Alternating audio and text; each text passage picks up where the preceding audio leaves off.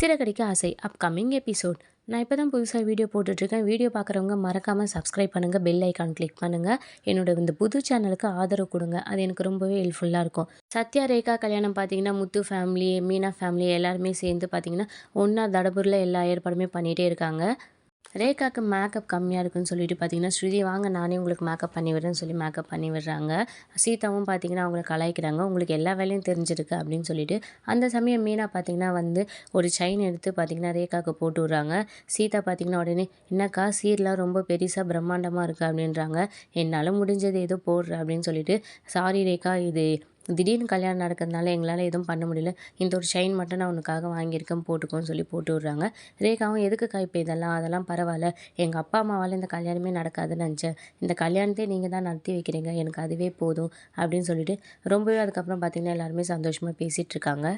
ஒரு பக்கம் பார்த்தீங்கன்னா, சத்யாவுக்கு வேட்டி கூட கட்ட தெரியலன்னு சொல்லிட்டு பார்த்தீங்கன்னா, முத்துவும் ரவியும் பார்த்தீங்கன்னா கிண்டல் பண்ணிகிட்ருப்பாங்க. "என்னடா ஒரு வேட்டி கூட இன்னும் கட்ட தெரியல?" "இல்ல மாமா, ஒரு பதட்டத்தில எனக்கு கட்ட வரல" அப்படின்னு சொல்கிறாரு. அதுக்கப்புறம் முத்துவே பார்த்தீங்கன்னா கட்டி விடுறாங்க. இங்கே எல்லாருமே பார்த்தீங்கன்னா, மீனா, ரேகா, ஸ்ருதி, சீதா எல்லாருமே ஒன்றா உட்காந்து ஜாலியாக சிரிச்சு பேசிகிட்ருக்காங்க. அதை பார்த்தீங்கன்னா விஜயாவும் பார்வதியும் நின்று பார்த்துட்ருக்காங்க. அதுக்கப்புறம் பார்வதி பார்த்தீங்கன்னா, ரேகாவை நான் மாடர்ன் ட்ரெஸ்ஸில் தான் பார்த்துருக்கேன். அவள் சாரியில் ரொம்பவே அழகாக தான் இருக்கா, நல்லா இருக்கா. ஆனால் பாவம், அவளை நினச்சா தான் கொஞ்சம் கஷ்டமாக இருக்குது. அவங்க அப்பா அம்மா கல்யாணம் நடக்கும்போது கூட இருக்கணுன்ட்டு அவளுக்கும் ஆசை இருக்கும்ல. அந்த சிந்தாமணிக்கு அப்படி என்ன தான் பிரச்சனைன்னு தெரியல. பொண்ணு கல்யாணத்துக்கு கூட வராமல் இருக்கா அப்படின்ற மாதிரி சொல்கிறாங்க. உடனே விஜயா பார்த்தீங்கன்னா, யார் சொன்னது சிந்தாமணி இந்த கல்யாணத்துக்கு வரமாட்டான்ட்டு? அவள் வருவா அப்படின்னு சொல்கிறாங்க. என்ன விஜயா சொல்கிற? அவள் தான் இந்த கல்யாணமே நடக்கூடாதுன்னு சொல்கிறாள், அவள் எப்படி இங்கே வர முடியும் அப்படின்ற மாதிரி கேட்குறாங்க. உடனே விஜயா பார்த்தீங்கன்னா, என் கூடவே இருந்து என்னை பழி வாங்கினால, மாஸ்டர் மாஸ்டர் சொல்லி என்னை முதுகில் குத்துனால, என்னை எங்கள் வீட்டில் இருந்தே துரத்த பார்த்தால, அவளை நான் சும்மா விட மாட்டேன், நான் எதையும் மறக்கலை. இங்கே அவள் பொண்ணு கழுத்தில் தாலி ஏறும்போது அவள் இங்கே நிற்பா, அதை அவள் பார்க்கணும் அப்படின்ற மாதிரி சொல்கிறாங்க. உடனே பார்வதி, எதையாவது பண்ணி கல்யாணத்தை நிறுத்திடாத அப்படின்னு சொல்கிறாங்க. ஏய் பார்வதி, கல்யாணத்தில் நான் நிறுத்தலை, கல்யாணம் கண்டிப்பாக நடக்கும், ஆனால் அதை அவள் கண்டிப்பாக பாப்பா அப்படின்ற மாதிரி சொல்கிறாங்க. என்னதான் நீ பண்ண போகிற அப்படின்னு பார்வதி கேட்குறாங்க. இந்த வெறும் பையன் அவள் பொண்ணு கழுத்தில் தாலி கட்டுறதை அவள் பார்க்கணும், அதுக்கான ஏற்பாடு தான் நான் பண்ண போகிறேன்னு சொல்லிட்டு சிரிச்சுட்டே பார்த்தீங்கன்னா விஜய் அங்கேருந்து போயிடுறாங்க. அப்புறம் பார்வதி பார்த்திங்கன்னா நினச்சி பார்க்குறாங்க, வர வர இந்த விஜயா பண்ணுற வில்லத்தனம் ரொம்பவே ஓவராக தான் போயிட்டுருக்கு அப்படின்னு யோசிக்கிறாங்க. அதுக்கப்புறம் கல்யாணத்துக்கு வந்தவங்கலாம் பார்த்திங்கன்னா, அண்ணாமலை கிட்ட முத்துவை பற்றி ரொம்பவே பெருமையாக பேசுகிறாங்க. உங்கள் பையன் உங்களை மாதிரியே எல்லாருக்கும் பார்த்திங்கன்னா உதவி பண்ணுற ஒரு எண்ணத்தில் இருக்கார், ரொம்பவே பையனை நல்லா வளர்த்துருக்கீங்க அப்படின்னு சொல்கிறாங்க. உடனே அண்ணாமலை, அவன் என்ன மாதிரி இல்லை, எங்கள் அம்மா மாதிரி, இது எங்கள் அம்மா வீடு, எங்கள் அம்மா வீட்டில் தான் அவனோட மச்சானுக்கு கல்யாணம் நடக்குது, எங்கள் அம்மா எப்படியோ அதே மாதிரி தான் அவனும், அவங்களே எல்லாருக்குமே நல்லது பண்ணணுன்னு தான் நினைப்பாங்க, அதே மாதிரி தான் அவனுமே எல்லாருக்கும் நல்லது பண்ணணும்னு நினைப்பான் அப்படின்னு சொல்கிறாரு. அதுக்கப்புறம் முத்துக்கிட்ட பார்த்திங்கன்னா, முத்து ஏதாவது எனக்கு கொஞ்சம் வேலை இருந்தால் குடுறா அப்படின்னு சொல்லி அண்ணாமலை கேட்குறாரு.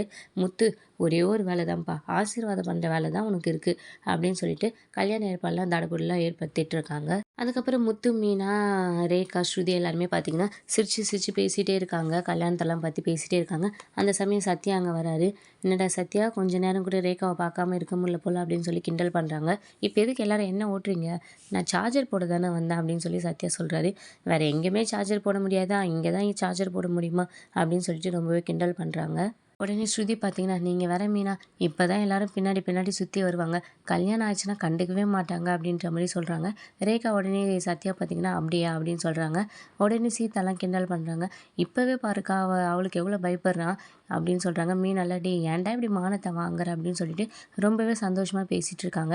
அதை பார்த்தீங்கன்னா விஜயா பார்த்தீங்கன்னா ரெக்கார்ட் பண்ணுறாங்க.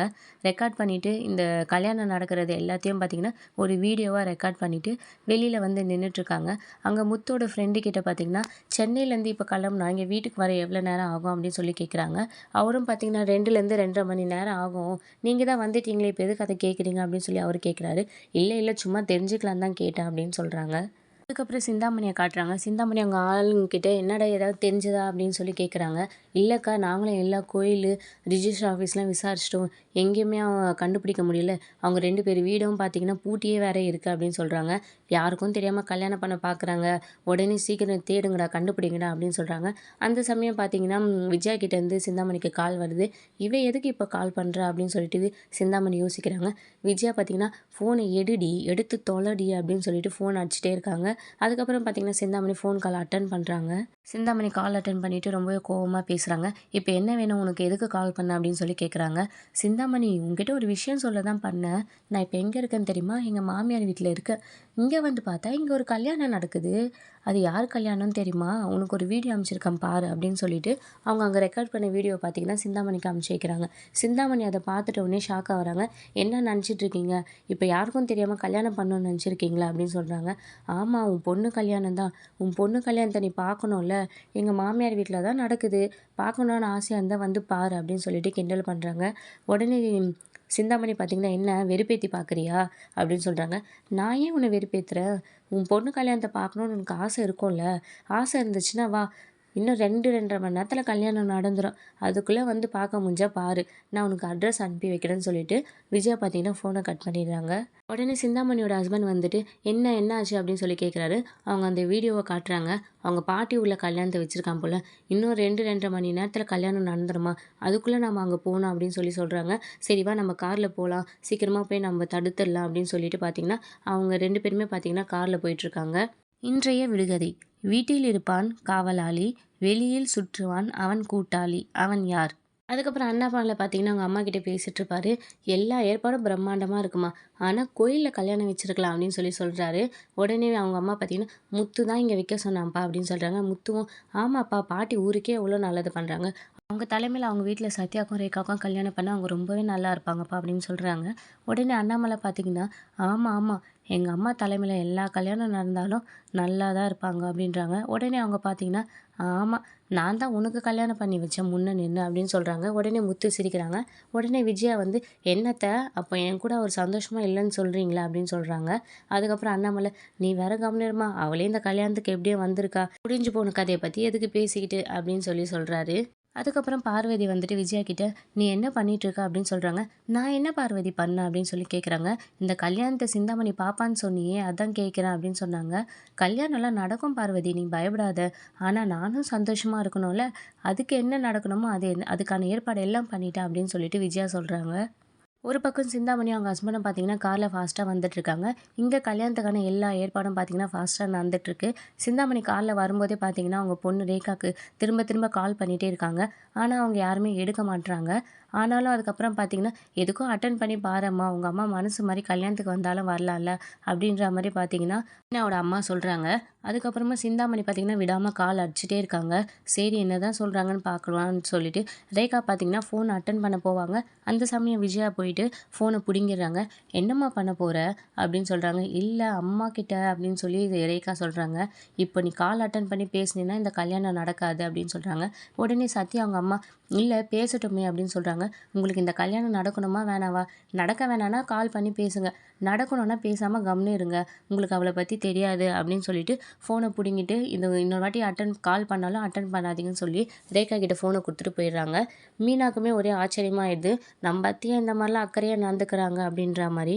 முத்துவுமே அதெல்லாம் கவனிச்சுட்டு தான் இருக்காரு. மீனா வந்து முத்துக்கிட்ட சொல்ல வரும்போது, நானும் எல்லாம் கவனிச்சுட்டு தான் இருந்தேன், பரவாயில்ல எங்கள் அம்மா கூட சத்யா கல்யாணத்து மேலே அக்கறை இருக்குது அப்படின்னு சொல்கிறாரு. அப்படியே பார்த்தீங்கன்னா இன்னொரு எபிசோடு முடிக்கிறாங்க. இனி அடுத்தடுத்து வரும் விறுவிறுப்புகளும் சுவாரஸ்யங்களும் ஷார்ட் அண்ட் ஸ்வீட்டாக தெரிஞ்சுக்க மறக்காமல் என்னோட இந்த புது சேனலை சப்ஸ்கிரைப் பண்ணுங்கள், பெல் ஐக்கான் கிளிக் பண்ணுங்கள், லைக் பண்ணுங்கள். அது எனக்கு ரொம்பவே ஹெல்ப்ஃபுல்லாக இருக்கும். விடுகதையின் விடை. பூட்டும் திறப்பும்.